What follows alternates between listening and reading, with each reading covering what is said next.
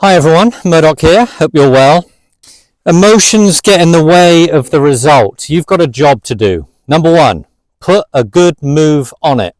That's the only process you can control as a golfer. Think about that for a second. Number two is the strike. So to hit the strike, you've got to put a good move. So number one, you've got to create that good move. This is why we do the drills. When we introduce the club on a practice swing, you've got to think of that move that you did without a club, based on the turning drill, plumb bob drill, maybe pushing into the tree stump. That subconsciously puts you in an awareness of where the body needs to be, naturally, in order for you to have a compressed ball turf strike.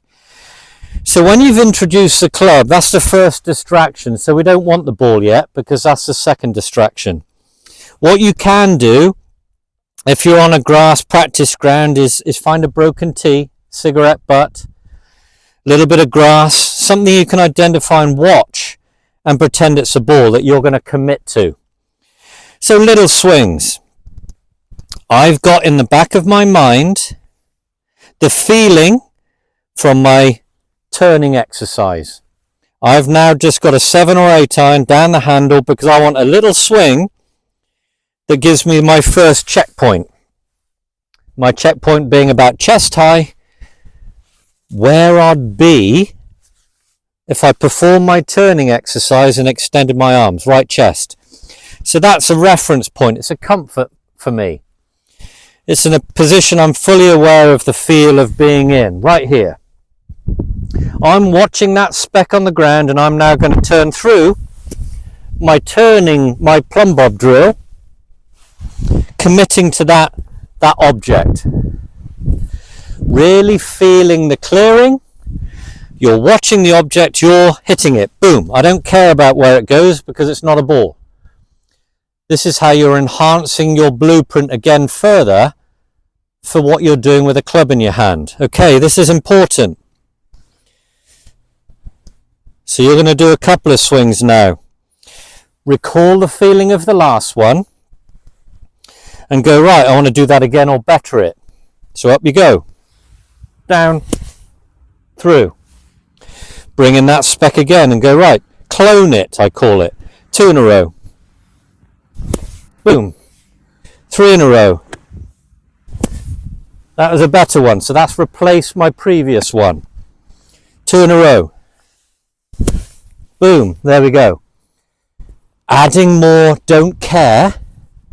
Adding more don't care. You've got to have a no caring attitude, because remember, the result of this move with a ball gets you a committed strike. You have to have those two, a good move with a strike number 2, to get 3 the outcome.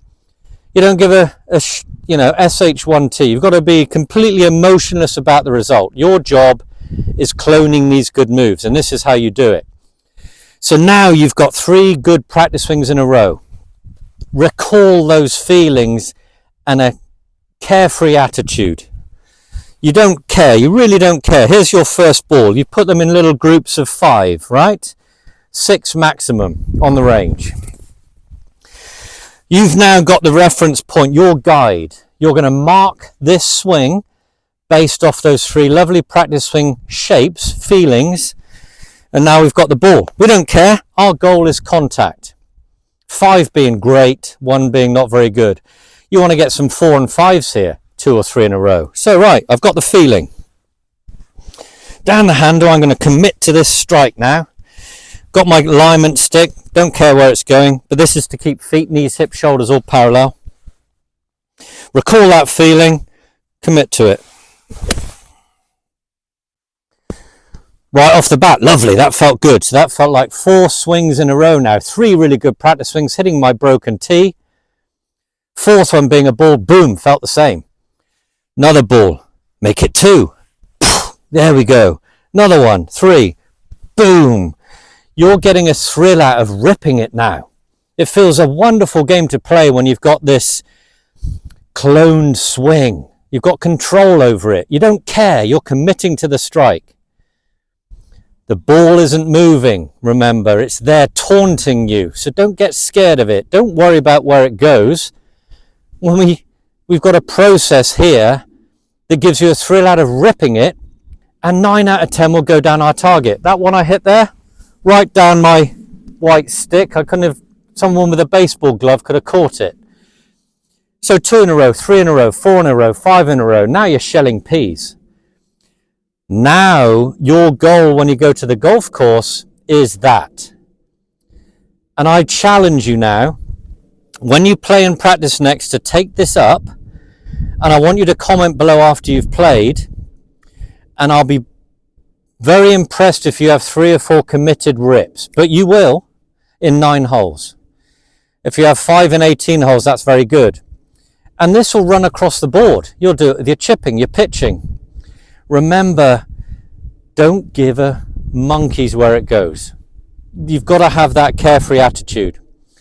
So, a little bit of a ramble there, but listen to this video a couple of times and take that attitude. Leave comments below. I'm very interested to know how you get on and any questions, because this is how you sustain a really good running game of golf with the thrill of a rip and the direction coming together as well. Thumbs up if you enjoyed it. Leave comments. I'll see you in the next one. Take care.